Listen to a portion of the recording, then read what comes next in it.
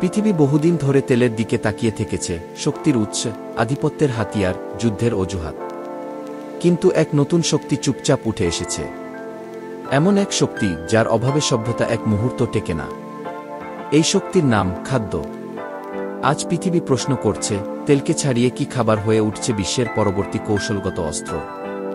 বিশ্বের ক্ষমতাশালী দেশগুলো এখন খাদ্যকে দেখছে অস্ত্র হিসেবে, নিয়ন্ত্রণ, নির্ভরতা আর চাপ সৃষ্টির মাধ্যম হিসেবে।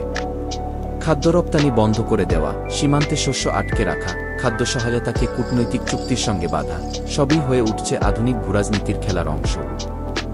যেখানে আগে কৃষিজমি মানে ছিল ফসল ও জীবিকা, এখন সেখানে লেখা হচ্ছে জাতীয় নিরাপত্তার নতুন অধ্যায়। কারণ খাবার চলে গেলে শুধু বাজার নয়, ভেঙে পড়ে দেশ, সমাজ, স্থিতি, এমনকি সরকারের অবস্থানও। খাদ্যরূপ বন্ধ হয়ে গেলে সংকট শুধু শহরে নয়, মানুষের মনে ঢুকে পড়ে। দাম বাড়ে, সুযোগ কমে, জীবন থমকে যায়। আর এই পরিস্থিতি একটি দেশকে দুর্বল করে তোলে, অন্তর্জাত বিরোধ সৃষ্টি হয়, সরকারের উপর চাপ বাড়ে, সমাজের ভরসা কমে যায়। এই খেলায় প্রযুক্তি হয়ে উঠছে সম্রাট। উন্নত বীজ, স্মার্ট কৃষি, রোবট চালিত ফার্ম, সব মিলিয়ে খাদ্য উৎপাদন এখন প্রযুক্তিগত ক্ষমতার প্রতিযোগিতা। যাদের হাতে প্রযুক্তি, তাদের হাতেই ভবিষ্যতের খাদ্য শক্তি। একটি দেশ যখন খাদ্য উৎপাদনে আধিপত্য বিস্তার করে, তখন সেটা শুধু শস্য বিক্রি করে না, নিয়ন্ত্রণ করে অন্য দেশের সিদ্ধান্ত, রাজনীতি, কূটনীতি। এক অদৃশ্য শৃঙ্খল তৈরি হয়, যার মধ্যে ফেঁসে যায় ছোট দেশগুলো, ছোট ব্যবসা, সাধারণ মানুষকে। রাজনৈতিক বিরোধ কিংবা আন্তর্জাতিক সংঘাতের আগুন গরম হয় সরকারের টেবিলে, কিন্তু তার তাপ পৌঁছে সবচেয়ে দ্রুত সাধারণ মানুষের প্লেটে। যখন খাবার কমে, মানুষ অসহায় হয়ে পড়ে। যখন দাম বাড়ে, পরিবার দুশ্চিন্তায় ডুবে যায়।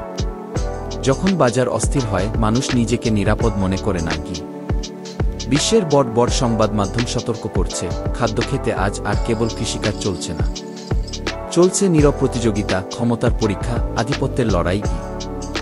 আগামী দিনের পৃথিবী দাঁড়িয়ে আছে এক সিদ্ধান্তের সামনে, খাদ্য কি হবে যুদ্ধের অস্ত্র নাকি মানবতার সেতু? আমরা কোনো পথ বেছে নেব, তা নির্ধারণ করবে ভবিষ্যতের স্থিতি, শান্তি আর আমাদের বেঁচে থাকার নিরাপত্তার গুণ। তেল আমাদের পৃথিবী বদলে দিয়েছে, কিন্তু খাদ্য, সেটা আমাদের অস্তিত্ব। আর এই অস্তিত্বকে নিয়ে যে রাজনীতি শুরু হয়েছে, তার উপরই নির্ভর করছে বিশ্ব সভ্যতার পরবর্তী অধ্যায়। খাবার এবার সত্যি কি সেটাই হয়ে উঠছে বিশ্বের পরবর্তী কৌশলগত অস্ত্র?